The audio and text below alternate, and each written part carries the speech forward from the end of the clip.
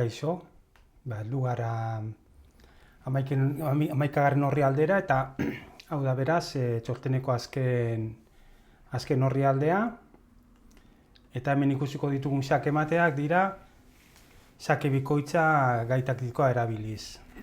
Xake bikoitza beti da eraso oso boteretsua, zergatik bi pieza dira xake ematen dutenak. Orduan, gogoratu, xake ematen danean, 3 aukera egoten dira. Bata izaten da xake ematen duen pieza jatea. Beste aukera bat izaten da, xake ematen duen pieza eta erregaren artean pieza jartea erdian, eta azkenik erregea mugitzea. Xake bikoitza gertatzen denean, 3 aukera hauetatik geratzen den bakarra izaten da erregea mugitzea. Ze bi pieza bat dira xake ematen dutenak, ezin ditugu bi pieza batera jan, ez ba? Orduan, hurrengo arikete bitartez ikusiko dugu diodana, ez ba? Zelako boteretsua dan xake bikoitza. Orduan hemen ikusi dezakegu, zaldia mugituz, dorrak xake eman duela. Orduan, adibidez, zer gertatzen da, zaldia mugitzen badugu xake eman barik. Orduan, estali daitekeela, ez ba, alfilarekin. Bestalde, zaldia mugitzen badugu xake ematen duen lauki batera, baina alfilak ezin du estali.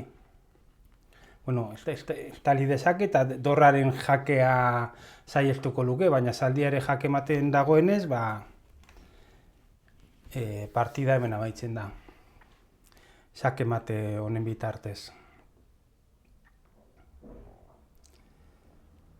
Hau adibidea ere oso interesgarria da. Zergatik ikusiko dugu zaldia mugitzen denean, dorra honek xake emango duela. Dorra honek. Eta erreginak ikusi daiteke ere dorra janan duela, baina zer gertatzen da? Zaldia mugitzean, zaldiak ere xake ematen duenez, ez du ezertarako balio dorra jatea. Orduan, bai zaldiak eta bai dorreak xake ematen dute. Kuriosoa da, baina bai dorrea eta bai zaldia jan egin aldira, pieza ezberdinekin, baina bi piezak ezin dira batera jan, ez ba? Eta kasu honetan erregea ezin da gorantza egon bere piezengatik, eta ezin da ere mugitu G8ra, dorra dela eta. Beraz, zaldia mugituz, xake bikoitza taktikaren bitartez, xake ematea eman dugu.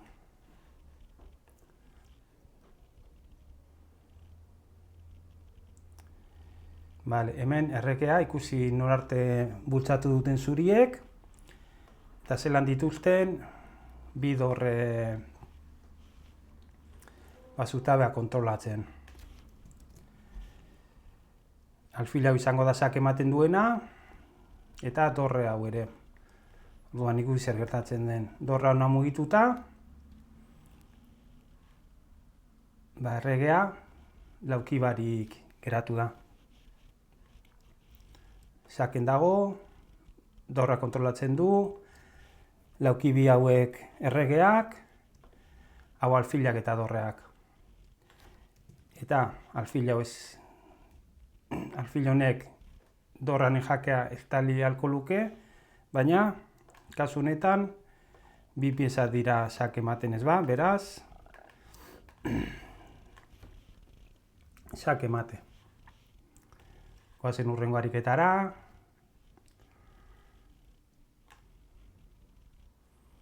Hemen errega azken hilaran dago, eta dekogu peoi bat, dorra epoiatu alduen azkenengo hilaran beraz, dorrea azken hilarara mugituz, xake ematen dio, alfilak ere dorra mugitu denean sak ematen dio, eta ihesbide lauki guztiak kontrolatuak geratzen dira.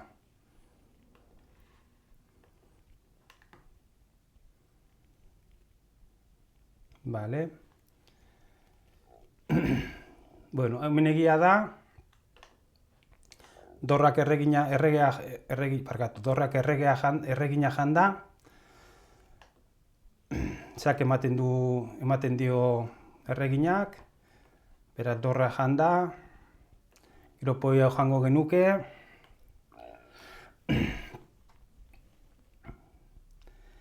erregea ezin da eskapatu, beraz horra atzera bueltatu behar da, eta sak ematea dago, ez ba, 3 jokalditan. Baina hori baino jokaldi hobea dugu, eta da saki bikoitza erabilita.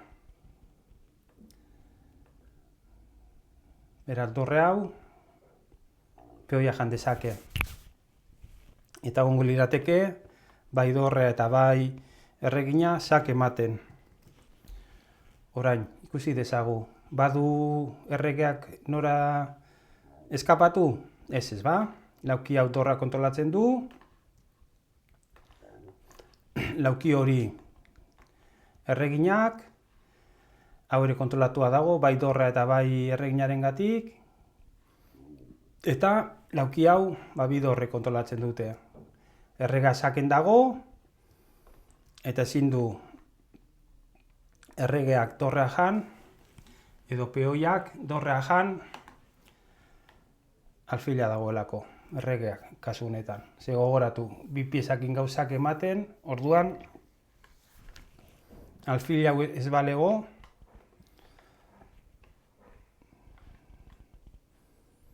erregeak G6an janda, sak ematea zailtuko luke, baina dorrea G6an alfilagatik dagoen defendatua, jokaldi hori, sake bikoitza gai taktikoa erabiliz, sak ematean bihurtu da.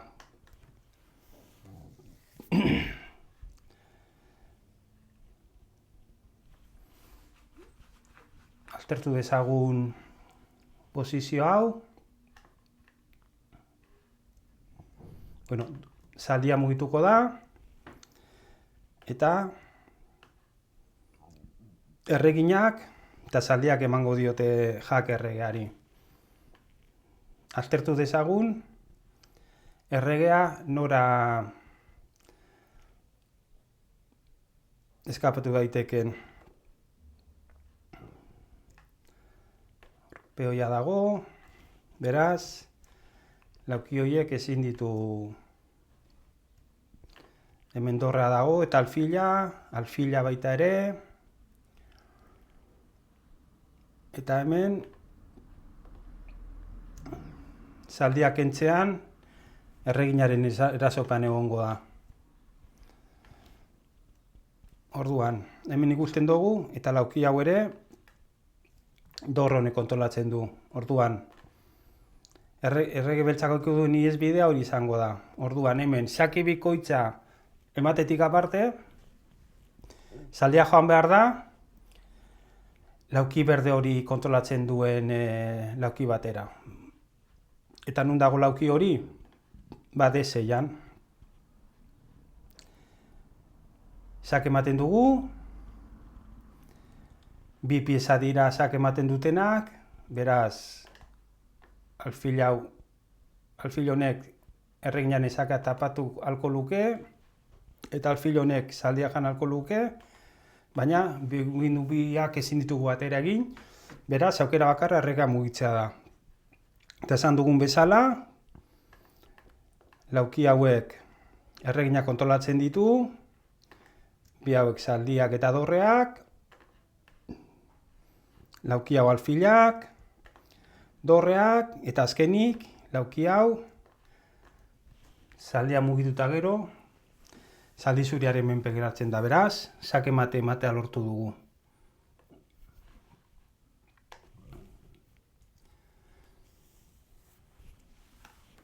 Posizionetan fijatzen bagara, ikusi dezakegu, beltzek dituztela,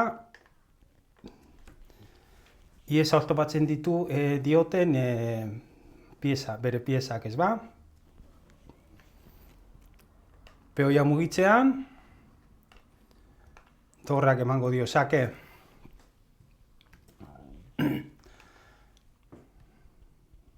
Bururetzen zaizue? Bai, peoia janda, bai peoiak eta bai dorrak sake ematen diote,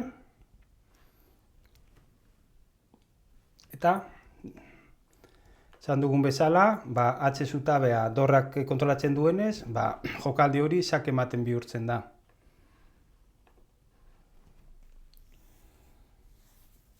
Hemen ikusten dugu, nola errege beltza eskina baterantza bultzatu duten, zuriek, eta zelan dituzten alfil boteretsu bi, ez ba?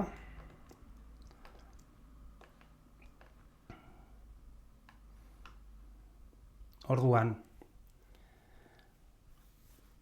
sake emango duen pieza bat izango da hau, horretarako zaldia mugitu beharko dugu. Eta nora mugitu daiteke zaldi hau? Bai ona, bi lauki hauetara. Eta bietatik jake ematen die erregeari, ez ba? Orduan, bai bata eta bai bestea sake emate dira.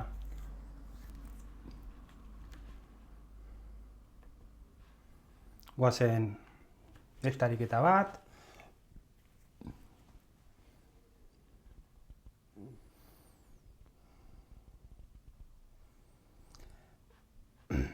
Kasu honetan, dorra izango da mugituko dena, eta alfil honek emango dio sake erregeari. Azkenengo hilaran. Peoiak bideak topatzen dio erregari, lauki hau alfila kontrolatzen du, eta beste biak, hau dorreak, eta errega dagoen laukia sake bikoitza denez, bai dorrak eta bai alfilak kontrolatzen dituzte. Hemen, berriz gertatzen da, ez ba? Dorra jan halko genuke, eta pieza bat jarri halko genuke hor erdian. Baina, bi jokaldi ezin ditugu batera egin, ez ba? Beraz, sake bikoitzaren indarra, berriz ere argi ikusten da adibide honetan. Azken bi ariketak.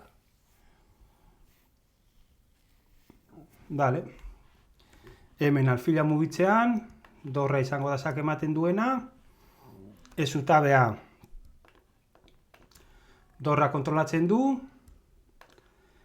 F6 laukia erreginak, beraz, ihes-bidea hori izango da, orduan. Nondik kontrolatu dezakegu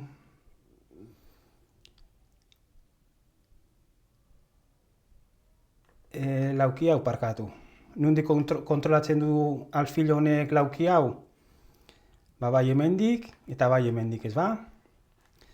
Baina zer gertatzen da? Hona mugitzen badugu, egia da sake dela, eta aukera bakarra dela erregina jartea erdian. Eta erregina janda, zurik aukiko zutela, segurazki irabazteko abentaila nahikoa, ez ba? Baina, beste bideo batzutan esan dudan bezala, beti saiatu behar gara jokaldi honen aurkitzen. Beraz, horra joan beharrean, askoz ere boteretsuagoa da, sake bikoitza egitea. Sake bikoitza egitea, alfilak ihes D8ko laukia ihes bidea izan litekena kontrolatzen du, eta beste laukiak dorreak eta alfilak edo erregina kontrolatzen dituzte, beraz, xake matea. Eta azkenengo adibidea, zer ikusi dezakegu? Erreginak laukia kontrolatzen duela, eta honek biak baita ere. Baina garrantzitsua da, erreginak bai G5 eta G7 laukia kontrolatzen dituela. Zaldia mugituko dugu, xake emanez,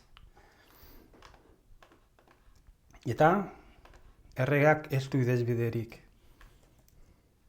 Zer gertatzen da, ez badugu, zaldiak entzen badugu, baina jake eman gabe, zaldia hor jarrita, xake ematea saihestu dugula. Eta honekin amaitu dugu 11. orrialdeko ariketak, eta baita ere txosten osoa. Orduan, hemen amaitzen da serie hau, eta hori.